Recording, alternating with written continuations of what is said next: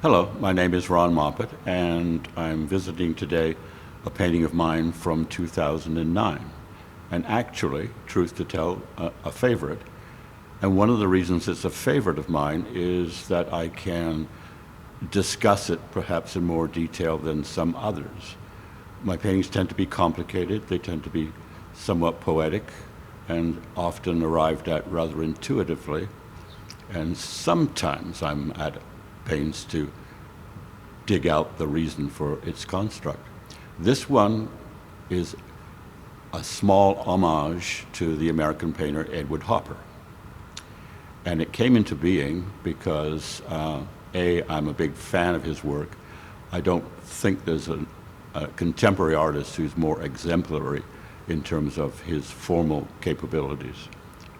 I had, back then, in 2001, seen a monster retrospective of his work in Washington, D.C., and as often is the case, I often have an artist or an image or some sort of a trigger for starting a work. Now, this is called Pink and Green, Home and Away. I like my titles to be somewhat enigmatic, not so much as a puzzle, but just to sort of invite the viewer to employ their own imagination to go to the place that I am picturing. So Home and Away here, and the reference directly is an Edward Hopper painting that's called New York Movie. And it's probably one of three Edward Hopper paintings that are signal paintings, not only in the museum world, but in the public imagination of his work. And what you have in his painting is an usherette who is board stiff, leaning against the edge of the painting on the right side. Then you come in to the architecture of the theater. In the front are the backs of seats, and on the movie screen, a glimpse of a black and white picture. So what I'm playing with in this picture is exactly the same construct.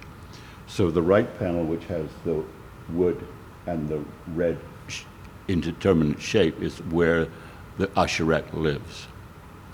And as you come in, the home part is actually where the doorway home in the movie theater is. And when you come over to the left side, this is you looking at the screen in the movie theater. And so another thing that I often do is double things, where there will be something over here that's replicated differently on the other side. So on the left side, you have a movie screen. These black shapes in the front you can imagine as the backs of an audience, backs of chairs, whatever.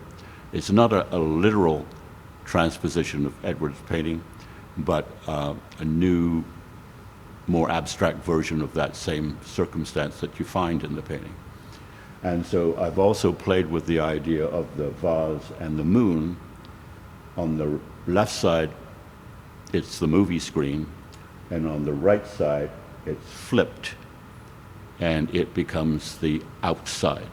So it's a painting about Edward Hopper, it's a painting about color, it's a painting about the imagination and how the imagination can take you somewhere else. And that's literally what you're doing when you're in a movie theater.